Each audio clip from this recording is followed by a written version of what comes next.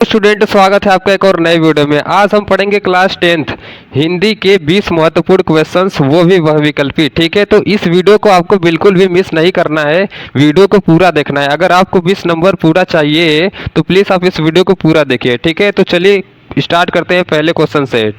देखिए, पहला क्वेश्चन दिया गया है, शुक्ल युग की कालावधि है। पहला ऑप्शन है 1850 ईस्वी से 1900 तक। दूसरा ऑप्शन है 1900 ईस्वी से 1920 तक।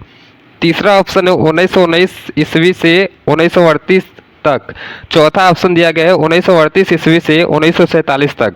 तो जो इसका करेक्ट आंसर होगा वो ऑप्शन तीसरा हो जाएगा। ठीक है, अब हम दूसरे प्रश्न को देखते हैं। देखिए, दूसरा प्रश्न आपको दिया गया है, एकांकी का सम्राट किसे कहा जाता है। एकांकी का सम्राट किसे कहा जाता है। ऑप्शन पहला है राजेंद्र प्रसाद को, ऑप्शन दूसरा है राम कुमार वर्मा को, ऑप्शन तीसरा है मोहन राकेश को, ऑप्शन चौथा है हरिकृष्ण प्रेम को। तो इसका जो करेक्ट आंसर होगा वो ऑप्शन दूसरा हो जाएगा, राम कुमार वर्मा को।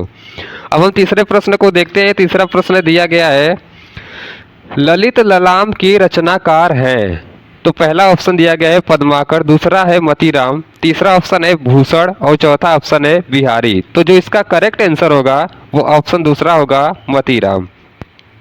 अब हम चौथे क्वेश्चन को देखते हैं। चौथा क्वेश्चन दिया गया है, पंडित प्रताप नारायण मिश्र लेखक हैं। पहला ऑप्शन दिया गया है द्विवेदी युग के, दूसरा ऑप्शन दिया गया है भारतेंदु युग के, तीसरा ऑप्शन दिया गया है शुक्ल युग के, चौथा ऑप्शन दिया गया है छायावाद युग के। तो जो इसका करेक्ट आंसर होगा वो दूसरा ऑप्शन होगा, भारतेंदु युग के।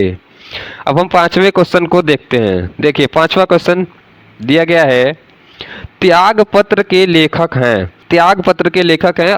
पहला ऑप्शन दिया गया है जयशंकर प्रसाद, दूसरा ऑप्शन है मुंशी प्रेमचंद, तीसरा ऑप्शन है जैनेन्द्र कुमार, चौथा ऑप्शन है अमृतलाल नागर। तो जो इसका करेक्ट आंसर होगा वो होगा ऑप्शन तीसरा, जैनेन्द्र कुमार। अब हम छठे क्वेश्चन को देखते हैं कि छठा क्वेश्चन क्या दिया गया है। देखिए, हास्य रस का स्थायी भाव क्या है। तो हास्य रस का स्थायी भाव सबको पता है कि हास होता है। ठीक है, अगर आपको नहीं पता है तो आज जान लीजिए कि हास्य रस का स्थायी भाव हास होता है। अब हम सातवें क्वेश्चन को देखते हैं। सातवां क्वेश्चन हमें दिया गया है, सरस्वती पत्रिका के संपादक हैं। ऑप्शन पहला है श्याम सुंदर दास, ऑप्शन दूसरा है रामचंद्र शुक्ल, ऑप्शन तीसरा है महावीर प्रसाद द्विवेदी, ऑप्शन चौथा है बालकृष्ण भट्ट। तो इसका जो करेक्ट आंसर होगा वो ऑप्शन तीसरा होगा, महावीर प्रसाद द्विवेदी। अब हम आठवें प्रश्न की ओर बढ़ते हैं। देखिए, आठवां प्रश्न दिया गया है कि उसने कहा किस विधा की रचना है। तो ऑप्शन पहला है उपन्यास, ऑप्शन दूसरा है यात्रावृत्त, ऑप्शन तीसरा है कहानी और ऑप्शन चौथा है आलोचना। तो जो इसका सही आंसर है वो हो जाएगा आपका कहानी। ये किस विधा की है, तो ये कहानी विधा की है। अब हम देखते हैं कि नौवां क्वेश्चन क्या दिया गया है। देखिए, ठलुआ क्लब निबंध के रचनाकार हैं। ऑप्शन पहला है बाबू गुलाब राय, ऑप्शन दूसरा है आचार्य रामचंद्र शुक्ल, ऑप्शन तीसरा है सरदार पूर्ण सिंह, ऑप्शन चौथा है इनमें से कोई नहीं। तो ठलुआ क्लब निबंध के रचनाकार कौन है। तो पहला ऑप्शन हो जाएगा बाबू गुलाब राय। देखिए, अब हम 10वें प्रश्न को देखते हैं, भूले बिसरे चित्र के रचनाकार हैं।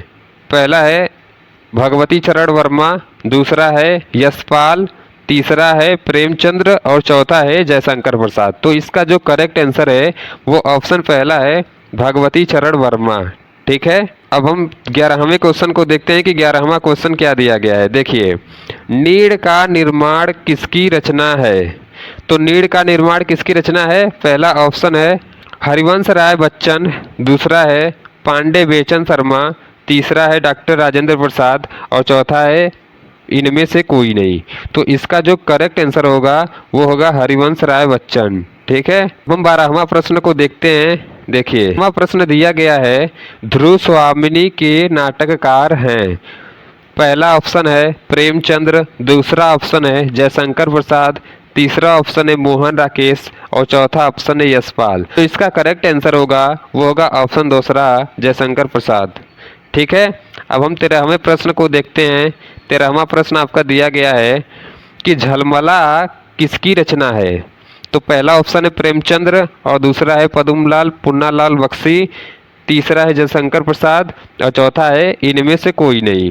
तो इसका जो करेक्ट आंसर होगा वो ऑप्शन दूसरा हो जाएगा, पदुमलाल पुन्नालाल बख्शी। ठीक है, अब हम 14वें प्रश्न की ओर बढ़ते हैं। देखिए 14वां प्रश्न हमें दिया गया है, पानी में चंदा और चांद पर आदमी के लेखक हैं। तो पहला ऑप्शन दिया गया जयप्रकाश भारती, दूसरा ऑप्शन है धर्मवीर भारती, तीसरा ऑप्शन है आचार्य रामचंद्र शुक्ल और चौथा ऑप्शन है प्रताप नारायण मिश्र। तो इसका जो करेक्ट आंसर होगा वो होगा आपका जयप्रकाश भारती। ठीक है, चलिए अब हम 15वें प्रश्न को देखते हैं। ठूठा आम की रचनाकार हैं। ऑप्शन पहला है भगवत शरण उपाध्याय, ऑप्शन दूसरा है रामधारी सिंह दिनकर, ऑप्शन तीसरा है हजारी प्रसाद द्विवेदी, ऑप्शन चौथा है महावीर प्रसाद द्विवेदी। तो जो इसका करेक्ट आंसर होगा वो होगा ऑप्शन पहला भगवत शरण उपाध्याय। ठीक है, तो चलिए अब हम 16वें प्रश्न की ओर चलते हैं। 16वां प्रश्न दिया गया है, निम्न में से कौन से निबंधकार शुक्ल युग के हैं। तो ऑप्शन पहला है बाबू गुलाब राय, ऑप्शन दूसरा है श्याम सुंदर दास, ऑप्शन तीसरा है जयशंकर प्रसाद और ऑप्शन चौथा है सभी। तो जो इसका करेक्ट आंसर होगा वो ऑप्शन चौथा हो जाएगा, सभी। ठीक है, अब हम 17वें प्रश्न को देखते हैं। 17वां प्रश्न दिया गया है, मेरी आत्मकथा किस विधा की रचना है। तो पहला ऑप्शन है रिपोर्टाज, दूसरा ऑप्शन है उपन्यास, तीसरा ऑप्शन है आत्मकथा और चौथा ऑप्शन है कहानी। तो जो इसका करेक्ट आंसर होगा वो ऑप्शन तीसरा होगा, आत्मकथा। 18वें क्वेश्चन को देखते हैं। 18वां क्वेश्चन दिया गया है, सूरज का सातवां घोड़ा किस विधा की रचना है। तो सूरज का सातवां घोड़ा किस विधा की रचना है, तो ये आपका है उपन्यास विधा की रचना। ठीक है, अब हम 19वें क्वेश्चन को देखेंगे। 19वां प्रश्न दिया गया है, तितली उपन्यास के लेखक हैं। देखिए ये सब जानते हैं कि तितली उपन्यास के लेखक जयशंकर प्रसाद हैं। ठीक है, अब हम 20वें प्रश्न को देखते हैं। 20वां प्रश्न दिया गया है कि करुण रस का स्थायी भाव क्या है। पहला ऑप्शन है हास, दूसरा ऑप्शन है शोक, तीसरा ऑप्शन है भय और चौथा ऑप्शन है रौद्र। तो जो इसका करेक्ट आंसर हो जाएगा वो शोक हो जाएगा। ठीक है, तो उम्मीद है ये वीडियो आपको अच्छा लगा होगा। अगर वीडियो थोड़ा सा भी अच्छा लगा है तो प्लीज़ वीडियो को लाइक करें एंड चैनल को सब्सक्राइब करें। मिलते हैं किसी नेक्स्ट वीडियो में, तब तक के लिए bye bye and take care.